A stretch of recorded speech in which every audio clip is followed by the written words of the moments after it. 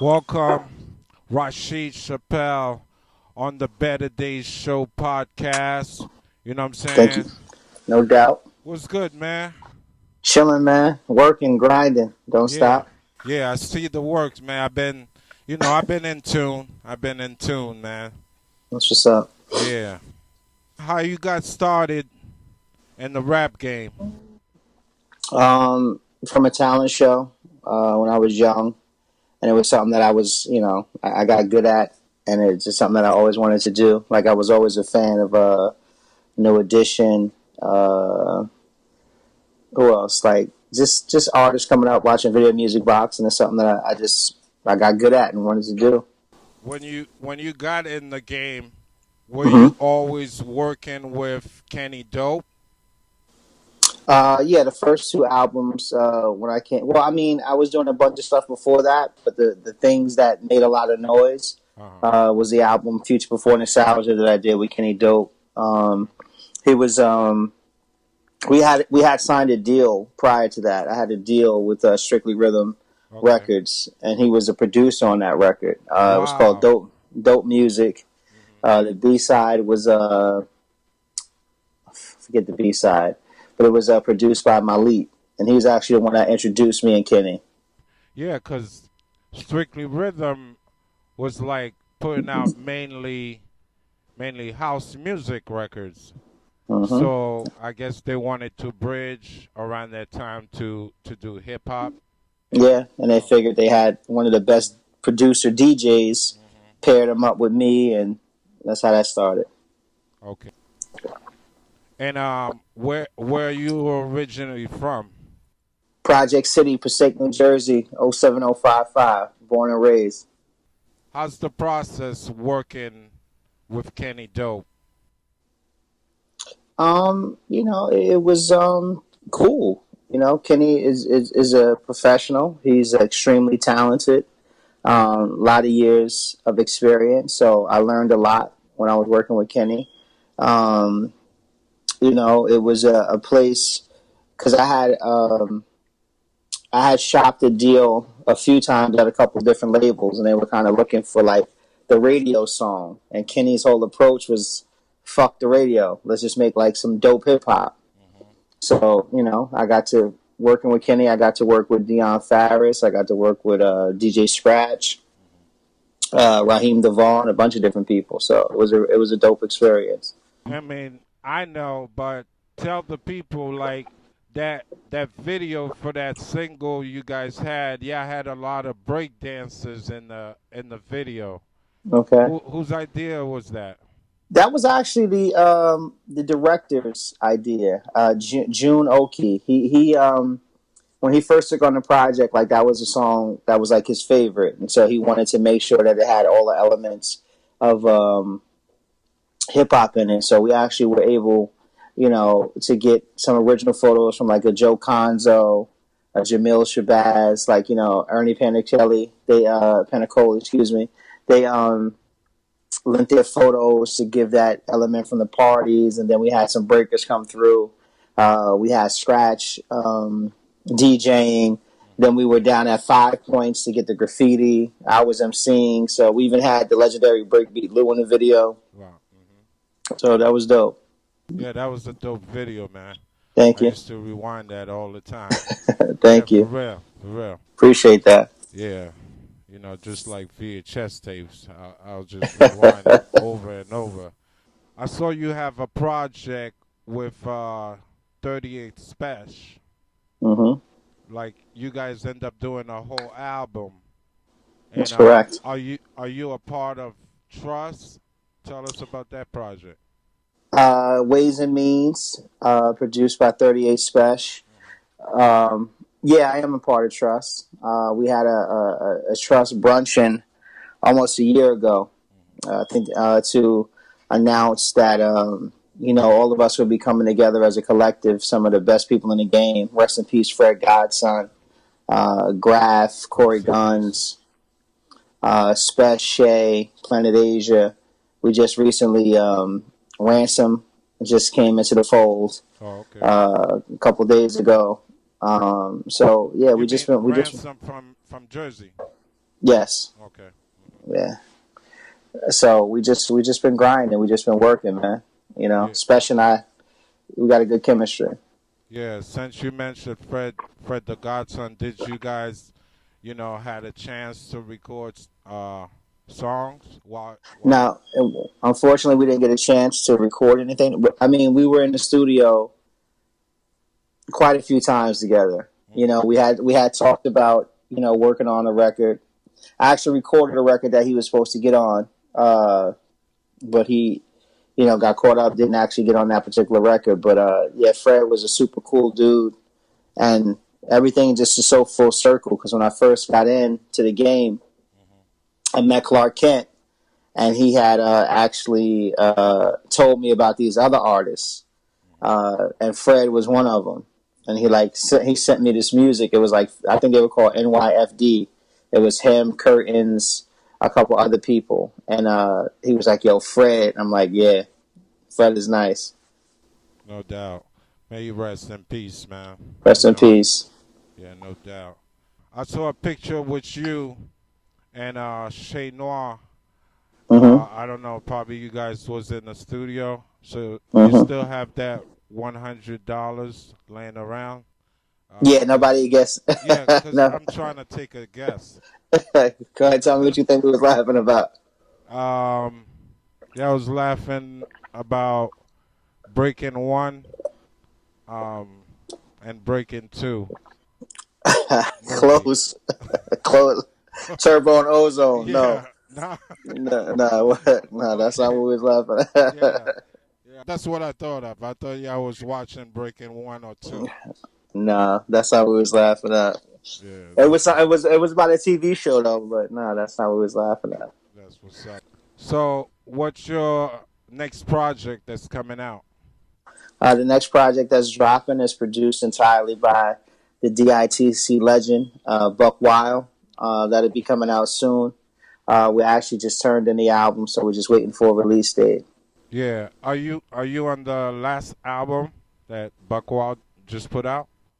No, the one that just dropped, I'm not on Yeah, that one. The one before, Fully Loaded, hmm, which came out in July. Yeah, I'm on that record. you're on that one. Yeah, I didn't Hmm. fully listen to the new album. I gotta check it out.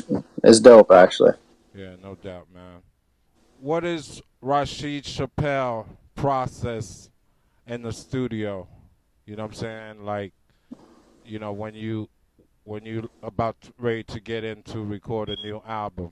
I kind of tune everything out so that I'm in my own space and not influenced by anything else. But for the most part, like I go in, I let the music talk to me. Hmm.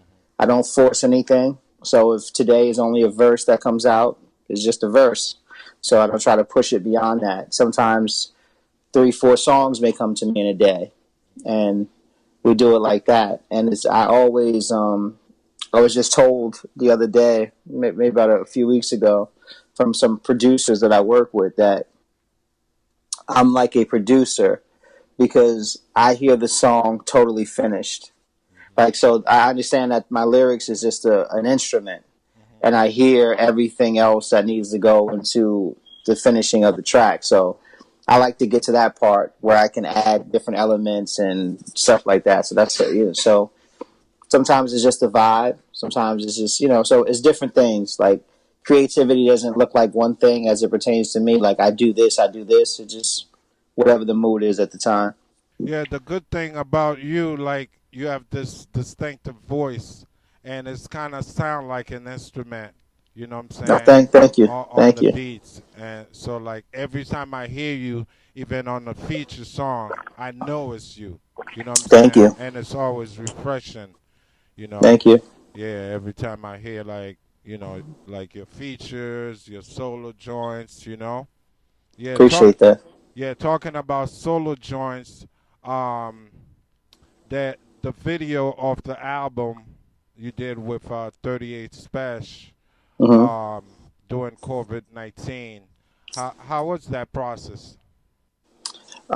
You know, I like to create visual art, so it was unfortunate that everyone was kind of like on lockdown. Right. that we really didn't get a chance to do like live videos for that album. But I just thought of the things that could accurately just depict what the song Ironhead was about, and we found an artist who was able to like pull those images and add the wording and everything like that. So I think it was like a good representation um, of where I'm from and the people that influenced that song. So I think that was pretty dope. The wording with Yeah. going along with the video, that was pretty dope. My favorite part of the song, excuse me, my favorite part of the video is at the end of the video, you get to see real live people who have passed away, who are incarcerated now, Right. that were and are a part of my life, always been. And so these stories and these tales and this music that people hear, they think that they're like just dope lines that people put together, but they're actually people's lives. You know what I mean? Like this is actual bits and pieces of people's lives that made it into my music. And so like there's real trauma, there's real pain, there's real loss, there's real joy that goes into the things that I'm writing. It's not just saying something that sounds good. It's real life. So I'm glad that the world got a chance to kind of see that it's not just, oh, that sounds good. Like, no, these are actual people. So yeah, while we on that topic, what advice would you give to a kid that just starting off in the rap game, that's started writing? None. I wouldn't. I think when you're creating, um, you have to go through all of the steps. You have to struggle. You have to find your own voice. Like, so I wouldn't say anything. I try not to give advice, because I don't want to be responsible for what you do after what I say. So I would just, encourage them to keep going, Right. and that's what they want to do. But as far as advice, I mean, because there's no one that could have told me what my voice was. I had to find it myself. There's no one who could have told Nas or Jay Z or Big who their voice. They had to find it themselves, or even a Rock Marciano or whomever. You know what I mean? Like we had to find it ourselves, and we go through these evolutions of sound because people were trying to tell RZA, "Oh no, you're doing it wrong," but his doing it wrong created some of the best albums and songs in hip hop history. Right. So I wouldn't give it. Just I would encourage them to keep going. When I first heard your name, I know you Mm-hmm. get that all the time. Here it Mm-hmm. is. Go ahead. I thought you were a brother of Dave Chappelle. Okay. Okay. People tell you that all the time. It's my cousin. That's your cousin for real? No, it's not. But Okay. I guess Dave Chappelle would have say something like that. Yeah. Oh yeah, yeah, that's my cousin. yeah, it's my cousin. Yeah. Nah, Okay. but what's so funny though? Like his family is from D.C. and my family is from D.C. So I'm sure we probably was on the same plantation at some point. Right. Because Chappelle ain't either one of our last name. When I just heard the name without, what I'm saying, reading anything, I was like, oh, okay. Dave Chappelle got this dope MC, you know what I'm saying? That he's putting out, probably his cousin or something. But What's so funny? Like people ask me all the time, like, "Is that your real name?" And I'm like, "Yeah." Like I didn't. I couldn't imagine somebody coming up with that name as their rap name. Like, you know what I mean? Like, yo, yeah, that's my name. yeah, I mean, it flows right. You know what I'm saying? Like at the end of the day, Rasheed Chappelle, it just flows right. You know? Thank you. I didn't want to use that. I'll tell you a story. I had management a few years ago, and prior to using my full name, it was just Rasheed. Right. And I thought it looked better on CDs and everything. And so my management team, who also managed Black Eyed Peas, they were like, "Nah, it's missing something. You got to." And I was like, "Nah, I don't want it. I don't want to change it." And once I became Rasheed Chappelle, you know, it was like I can't believe I waited so long just to add, my last name. Your So last name, right? yeah, So, how does the COVID-19 affecting the flow? You know, like touring and and, and, and that aspect. I mean, touring definitely is not happening right now, but musically, not at all. And Right. even financially, I've been blessed that people are consuming music more. People are listening more. So I've been in a good space. I finished two albums. I did finish the album with Buck, and another project that I'll keep under wraps right now. But so I've been working. I haven't stopped. Like I haven't stopped at all. I might have taken, I think maybe a week or two off, Hmm. just like when everything was crazy and you really couldn't move around at all. But other than that, no, I haven't. It hasn't affected me other than losing people Yeah. who are but it hasn't affected the work. So, did you end up losing any family members? I mean, I know Fred the Godson and anybody else.